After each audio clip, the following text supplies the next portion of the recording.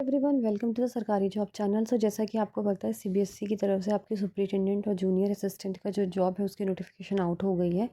तो आज की वीडियो में आपके साथ शेयर करने वाली हूँ कि क्या क्या सिलेबस रहने वाला है और क्या क्या एग्जाम पैटर्न यहाँ पे आपको देखने को मिलेगा। काफ़ी अच्छी वैकेंसीज़ हैं, आप चाहें तो अप्लाई कर सकते हैं। इसमें सिर्फ ग्रेजुएशन चाहिए होगी आपको सुपरिटेंडेंट के लिए, और जूनियर असिस्टेंट के लिए 12th पास चाहिए होगा। बाकी आपको 35 वर्ड्स पर मिनट इंग्लिश में टाइपिंग की ज़रूरत है यहाँ पे, ठीक है। और हिंदी में भी है, या तो हिंदी या तो इंग्लिश में। तो अब बात करते हैं यहाँ पे आपकी ऑब्जेक्टिव एमसीक्यू टाइप होने वाले हैं। सुपरिटेंडेंट का सिलेबस पहले आपके साथ शेयर करें पैटर्न, क्योंकि दोनों का थोड़ा अलग अलग है।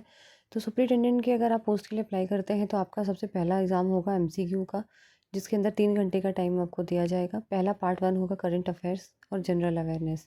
तो जनरल अवेयरनेस यानी आपकी सारी हिस्ट्री, ज्योग्राफी, सिविक्स, पॉलिटिक्स सब कुछ आ जाता है, ठीक है, इंडिया का। करंट अफेयर्स में आपके इवेंट्स, स्पोर्ट्स से रिलेटेड, वर्ल्ड डांस वगैरह, ये जो सारी चीज़ें होती हैं, नेशनल इंटरनेशनल इंपॉर्टेंस, गेम्स हो गए, स्पोर्ट्स से रिलेटेड हो गए, सोशल मीडिया, ये सारी चीज़ें होती हैं। 30 क्वेश्चंस आएंगे 90 मार्क्स का। पार्ट सेकंड आएगा का जनरल एबिलिटी और जनरल इंटेलिजेंस और लॉजिकल रीजनिंग, यानी आपकी पूरी रीजनिंग से रिलेटेड है। Number series, mental ability, coding, decoding, shapes, relation, mirror, numeracy, data analysis, ठीक है, जैसे bar diagram, line graph, pie chart. 30 question 90 marks के। फिर आपका arithmetical and numerical ability part 3 यानी मैथ्स आएगी, जिसके अंदर आपका अलजेब्रा आएगा, अर्थमेटिक आएगा, ज्योमेट्री आएगी और सेट्स आएगा, ठीक है। अर्थमेटिक में आपका नंबर सिस्टम रहेगा, एलसीएम एचसीएफ रहेंगे, percentage, profit loss, average ratio, speed, time, distance. और अलजेब्रा में आपके LCM HCF, polynomials, remainder theorem, linear equations. और ज्योमेट्री में आपके थ्योरम्स वगैरह आएंगे, area, trapezium, circles, cubes, volume, surface area. और स्टेट्स में आपका tabulation, cumulative frequency, bar diagram, pie chart, सारी चीज़ें आएंगी। 30 क्वेश्चंस 90 मार्क्स का इसमें भी रहेगा। फिर पार्ट 4 में आपकी जनरल हिंदी आएगी, वर्णमाला, विराम चिन्ह, शब्द रचना, अर्थ, शब्द स्वरूप, संधि, समास, विलोम शब्द, पर्यायवाची, ठीक है। 15 मार्क्स की आपकी हिंदी, 15 मार्क्स की आपकी इंग्लिश। इंग्लिश में active passive voice, speech, sentences, punctuation, spelling, vocabulary, idiom, phrases, fill in the blanks, communication, unseen passage. 15 number का ये आएगा 90 मार्क्स के टोटल, ठीक है। फिर कंप्यूटर भी आएगी आपकी बेसिक, जैसे आपका port, Windows, keyboard, softwares, internet, email, cyber security. तो 150 क्वेश्चन 450 मार्क्स का रहेगा, ठीक है। मल्टीपल चॉइस रहेगी।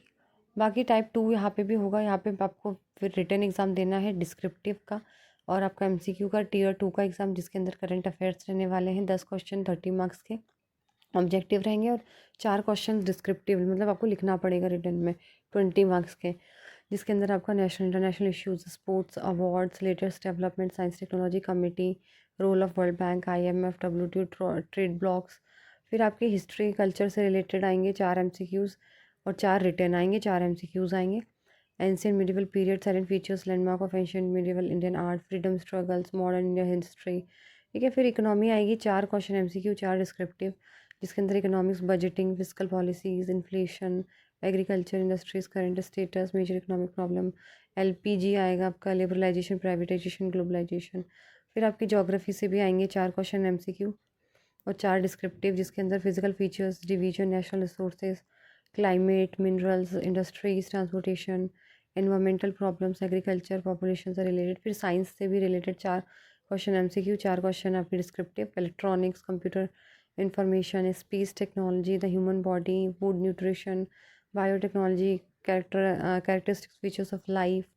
फिर आपका concept, issued and dynamics of public administration syllabus, 8 question MCQ, 4 question आपके डिस्क्रिप्टिव रहेंगे, जिसके अंदर आपके administration and management, meaning, concept of power authority, principle of organisation, span of control, function of management, public management, attitude and foundation value of civil service and judicial control के बारे में, ethics, motivations.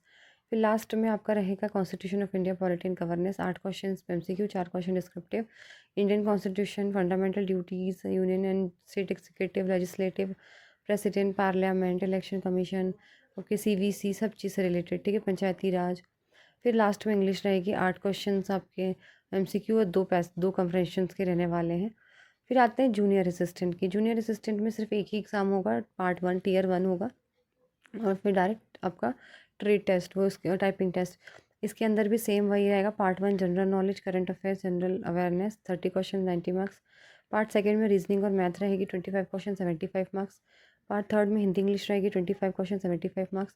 Part 4 में basic knowledge computer रहेगी, 10 question 30 marks का। Last रहेगा आपका school education board से related 10 question 3 marks के, 100 क्वेश्चन 300 नंबर। यहाँ आपको 2 घंटे का टाइम दिया जाएगा।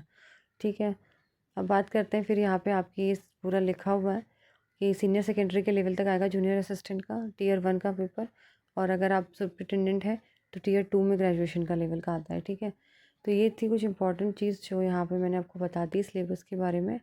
और काफ़ी अच्छी खासी कट ऑफ जाएगी, क्योंकि ठीक है ना, ऐसा नहीं है कि पेपर भी ठीक आता है, इतना टफ नहीं आता, बट कट ऑफ तो हाई जाएगी ना, क्योंकि पेपर इतना हार्ड नहीं आएगा आपका, पेपर तो ठीक ही नॉर्मल ही आता है पेपर।